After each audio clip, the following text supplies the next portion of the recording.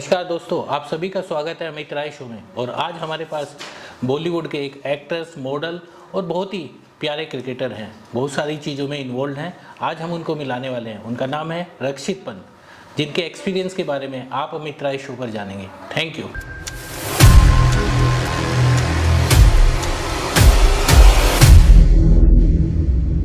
रक्षित भाई, आपका स्वागत है अमित राय शो में। Thank you. तो एक क्रिकेटर, एक मॉडल, एक बहुत प्यारा आर्टिस्ट हमारे साथ में है और ये आज का दिन बहुत खूबसूरत है। हाँ सर, दिन तो सारे खूबसूरत ही होने चाहिए। हम कोशिश यही करते हैं सारे दिन खूबसूरत ही बनाए। बट हाँ, एक्टर नहीं बोला आपने। ट्राई मैं यही करता हूँ कि मैं एक्टिंग अच्छी करूँ। मॉडलिंग असाइनमेंट्स तो साइड बाय साइड चलते रहने चाहिए और रेंट वेंट भी देना होता है ना मुंबई। तो जैसे हमें पता है आपके बारे में, हमारी टीम ने रिसर्च किया कि आपको पहले क्रिकेट का शौक था और बहुत बड़े लेवल तक आपने जाके उसको काम किया, तो वो जर्नी। बिल्कुल सही। मैं 11 इयर्स का जब था तब मैंने क्रिकेट स्टार्ट करी और मैं नेचुरली बहुत अच्छा क्रिकेट खेलता था। बट आई फील क्रिकेट कभी भी मेरा पैशन नहीं था। तो जब कोई चीज़ आपका पैशन नहीं होती तो आप उसमें एक लेवल तक तो पहुंच पाते हो, लेकिन जिस लेवल पे आपको पहुंचना है शायद आप उस पर नहीं पहुंच पाते। मेरे को ऐसा लगता है कि भगवान हर किसी को ना सब कुछ नहीं देता। किसी को टैलेंट देता है तो मेहनत नहीं देता, किसी को मेहनत देता है तो टैलेंट नहीं देता।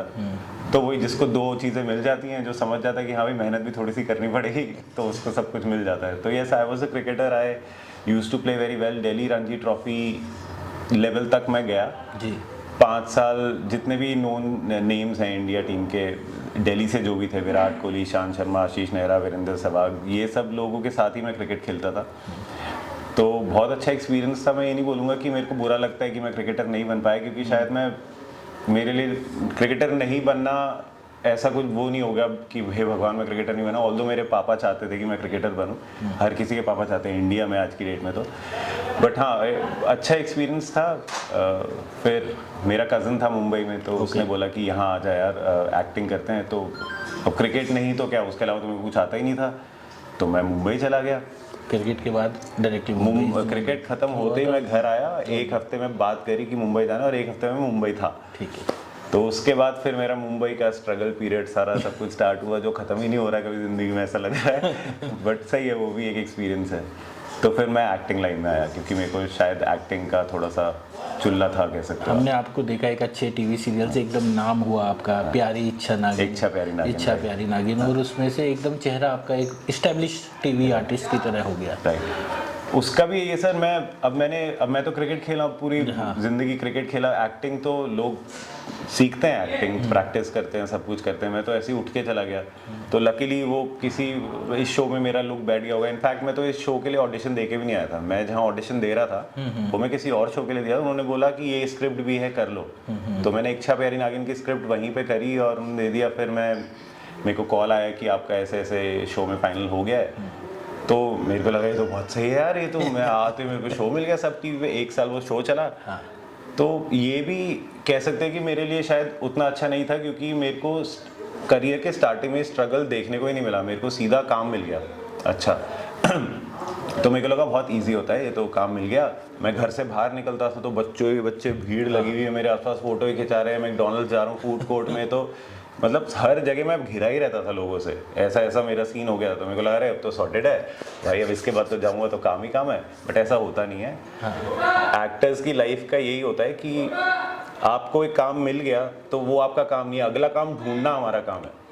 ये तो हमारा डे टू डे जॉब ऐसे कि हाँ मिल गया तो अब कर रहे हैं। बट हमारे लिए जो मेन काम होता है वो अगला असाइनमेंट ढूंढना होता है, क्योंकि कोई भी असाइनमेंट कब खत्म हो जाए you never know. Daily soaps कभी भी खत्म हो जाते हैं।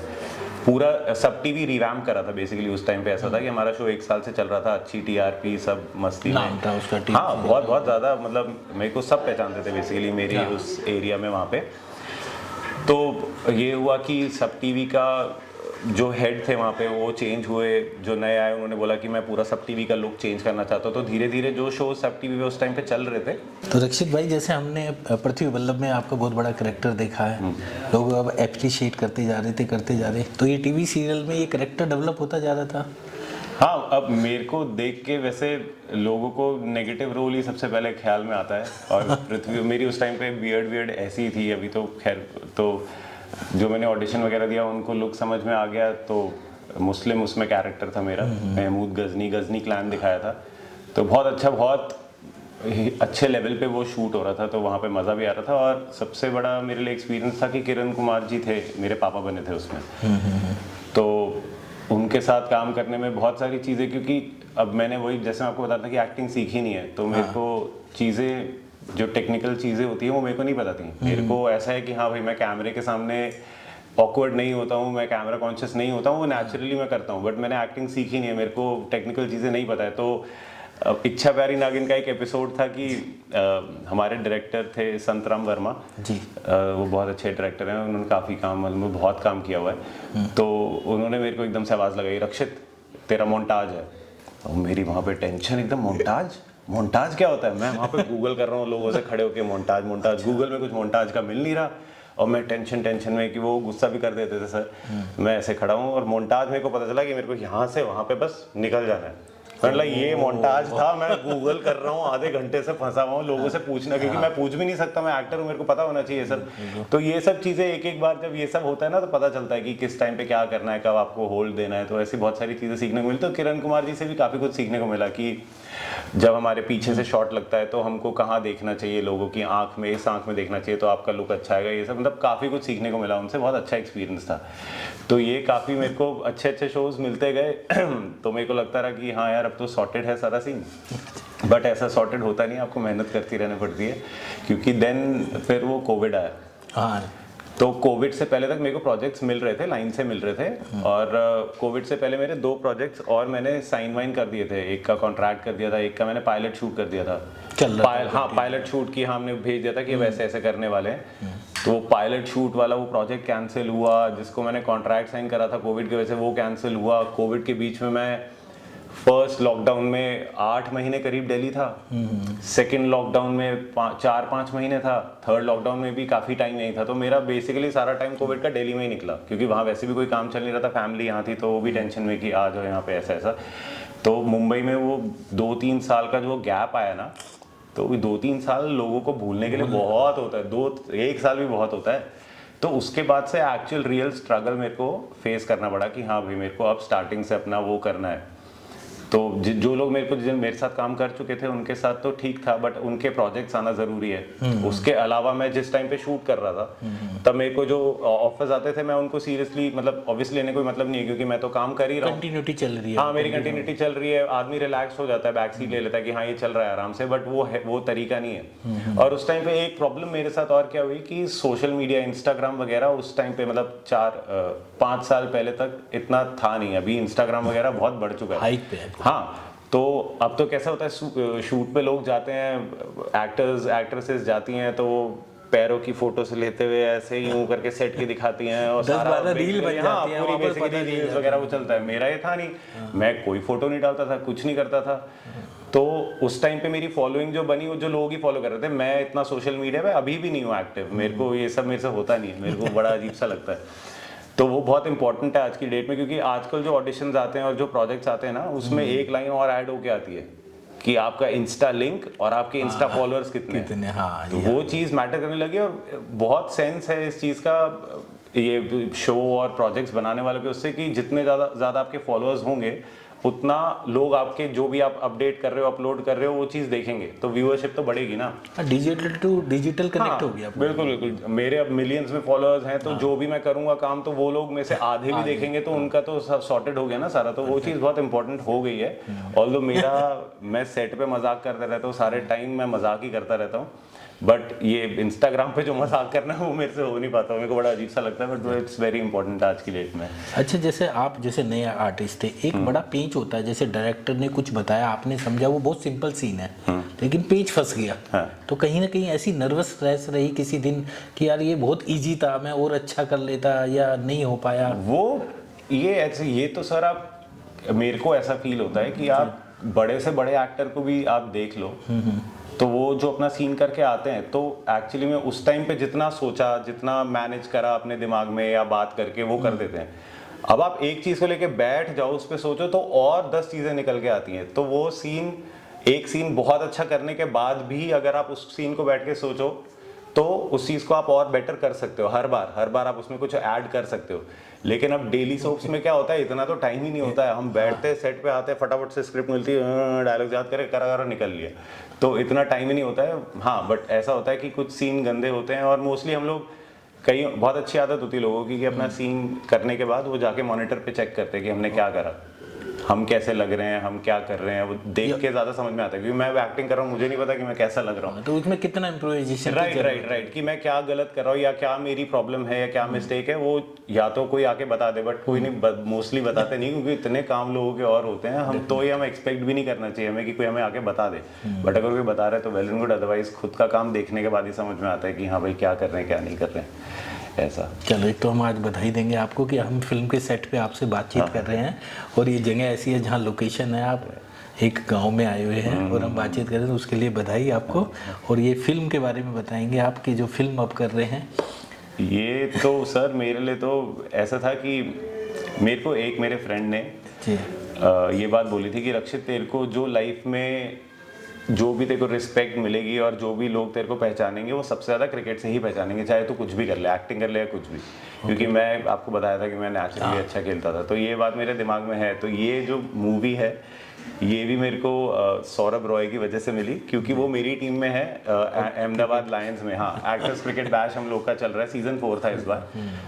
तो मैं प्रैक्टिस में, हम ऐसी नेट में हम बॉल डाल रहे थे, सौरभ इधर को आया, मैं इधर को, मैंने बोला भाई क्या चल रहा है, ऐसा ऐसा एक ऐसे मूवी कर रहा हूँ मेघा। उसने मेरी तरफ देखा, मेघा तू करेगा, मैंने बोला तो इस तरीके से ये मेघा का उसने फिर मेरे को उधर ही से, हम 2 घंटा प्रैक्टिस बाद कार में बैठे रहे, उसने सारा समझाया ऐसा ऐसा है, मैं स्टोरी सुन रहा हूँ, प्रेग्नेंट लड़की ऐसा ऐसा ये वो, तो मेरे रोंगटे खड़े रहे, मतलब भाई ये क्या बता रहा है तू ये सब मत बता। तो इस तरीके से मेरे को ये मूवी के लिए उसने ऑफर करा, और जब मैंने सुना और यहाँ पे जब मैं आया शूट करने के लिए, एक तो सांस इतनी अच्छी आ रही है ना यहाँ पे, मतलब लग रहा है कि हम कुछ सांस ले रहे हैं। मुंबई में तो ऐसा लगता है पॉल्यूशन ऑब्वियसली। तो ये वैसे भी ग्रेटर नोएडा की जगह, प्रॉपर गांव है, लोग हैं, तो मतलब वो एक अलग फील है, बहुत अच्छा जो दिखा रहे हैं हम हमारे कैरेक्टर्स के हिसाब से। सब लोगों ने अपने कैरेक्टर से बहुत वर्क करा है, और मेरे को मैंने तो क्या ही वर्क करा, मेरे को तो करवा दिया गया वर्क। मेरे वहाँ पहुँचा, अगले दिन मेरे बाल गोल्डन करा लिए, तेरे गोल्डन होंगे बोल के मैं वहाँ बैठा हूँ 1.5-2 घंटे में, बाल गोल्डन हो रहे हैं, दाढ़ी की शेप हो रही है सब। तो उस तरीके से लोगों ने काफ़ी अपने कैरेक्टर पे काम करा है।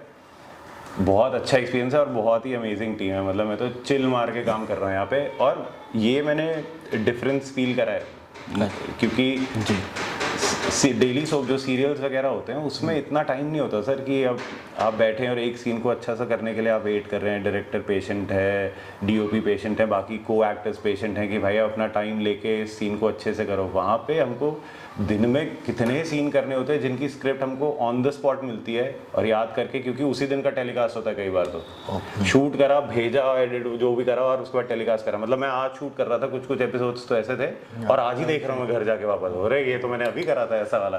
बट मूवीज़ में नहीं है, हमको टाइम मिलता है पूरा करने के लिए। और होटल में क्योंकि साथ में रह रहे हैं तो हम लोग, मैं ही साथ में बैठ के डायरेक्टर सर और डीओपी और सब सौरभ वगैरह के साथ हम लोग साथ में हम ही स्क्रिप्ट लिख रहे थे। तो सब पता है मेरे को कि ये मूवी यहाँ से वहाँ जा रही है। उधर हमारे को पता नहीं होता है कि अगला सीन क्या क्या होने वाला है, क्या है, आने के बाद पता चलता है। यहाँ मेरे को पता है कि हाँ मैं ही लिख रहा हूँ, मैं ही उधर बैठा हुआ था जब ये सब चल रहा है। तो उस तरीके से बहुत ईजी हो जाता है और मुश्किल भी हो जाता है, क्योंकि इतना टाइम है तो आप अपने आप से भी एक्सपेक्ट करते हो कि आप अच्छा परफॉर्म करो। ऑन द स्पॉट तो आपको जितना समझ, जितनी अकल है उतना ही करोगे, बट अगर आपने पूरा इतना टाइम लिया है एक चीज़ को, इसीलिए मूवीज़ में एक्टिंग ऑब्वियसली बेटर होती है, क्योंकि एक सीन को तमीज़ से आराम से पूरा करा जाता है। डेली शोज में तो फटाफट काटने। जैसे डायरेक्शन के पॉइंट से कहेंगे, जैसे आपने बहुत सारे डायरेक्टर से काम किया, ये फिल्म के डायरेक्टर है, और जो आपका शेड बन के आ रहा है, हमने कुछ सीन आपको देखे हैं कि कमरे के अंदर ऐसा सीन जा रहा है, तो वो जो टेक्निकलिटी है वो कितना अंतर आपको नजर आता है कि किस ऊंचाई तक की सोच है डायरेक्टर की आपकी? डायरेक्टर सर तो हमारे ऐसे हैं, मेरे को तो डायरेक्टर लगते ही नहीं हो, तो दोस्त लगते हैं। अच्छा, मतलब गुस्सा ही नहीं होते वो। मैं उन बहुत कंफर्ट लेवल, बहुत ज़्यादा कंफर्ट लेवल, मतलब फ्री है मेरे को, जो भी करना है वो करूँ। मेरे को पागल दिखाया है, थोड़ा सा साइको टाइप का दिखाया है इसमें।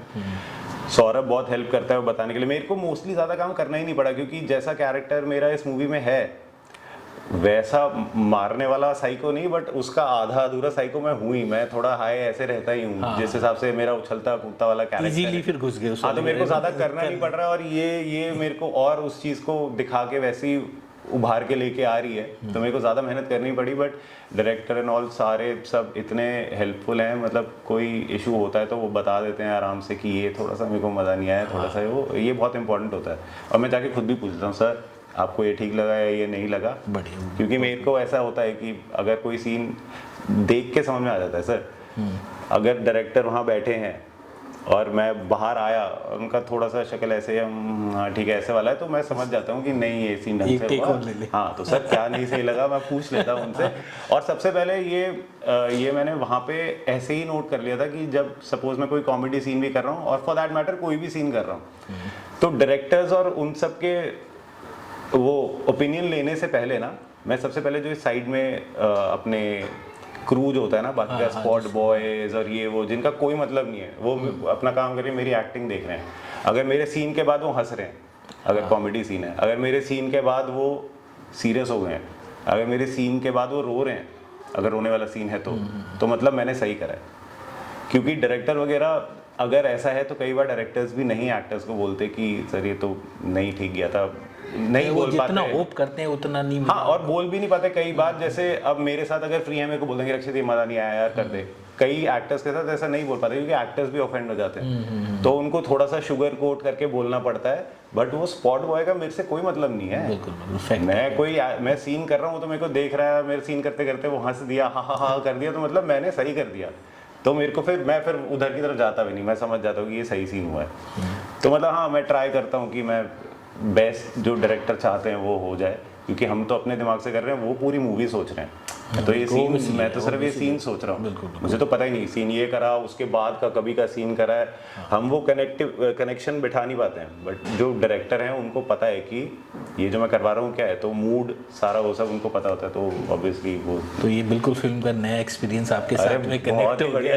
ऐसा अगर सीरियल्स में हो जाए, बट पॉसिबल ही नहीं है, क्योंकि इतना काम होता है ना वहाँ पे। तो यहाँ पे तो हमको दे दिया इतना टाइम कि भाई ये है करो, नहीं फिर से करो, फिर से करो, फिर इतने में तो झाड़ देते डायरेक्टर। और अब साथ वाले एक्टर वो इरिटेट हो जाते, 3 बार फंबल कर दिया तो साथ वाले एक्टर जो सीनियर हैं अगर, तो उनका होता क्या है यार ये बदलो इसको, ये वो चलना स्टार्ट हो जाता है। तो वो बहुत टफ है। ये मूवी बहुत इजी है उसके कंपैरिजन में, but at the same time उतना टफ भी है, क्योंकि फिर आप इतना टाइम ले रहे हो तो आपसे हम वो एक्सपेक्ट भी करते हैं कि आप उतना अच्छा दो। तभी वो टाइम फ्रेम लेता है कि सिलेक्शन, स्टोरी, आर्टिस्ट का सिलेक्शन, क्योंकि वो होप उस लेवल की करते हैं कि आप उसका 120% दो। करेक्ट। आप कोई चीज़ में टाइम लोगे तो वो अच्छी होनी ही चाहिए ना, वरना क्या फ़ायदा है आपका। और यहाँ अभी जो इस टीम के हमारे जो डायरेक्टर और डीओपी तो नहीं कहूँगा, जो हमारे एडी और वो सब है सौरभ, वो सिखा भी देते हैं कि इसको ना ऐसे रोना है, तो ये डर रहे हैं, ये वो सिखा रहे हैं। कायदे से उनको हमें सिखाना नहीं चाहिए, कायदे से तरीके से अगर चला जाए तो हम एक्टर्स हैं, हमें ये चीज़ आनी चाहिए। सिखाने नहीं आए वो, अगर हमारे को पैसे दे रहे हैं तो वो हमारा थोड़ा सा बेटर करके इसको ये चेंज कर दो, इतना ठीक है।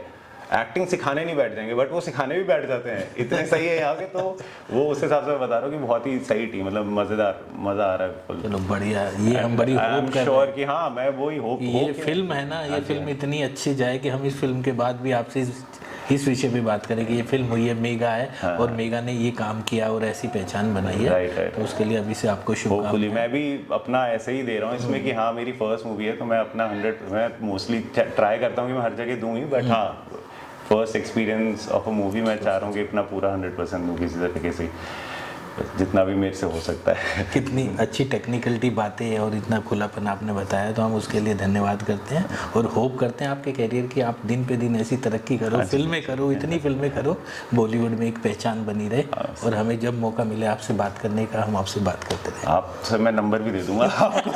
Thank you so much. Thank you sir, thank you.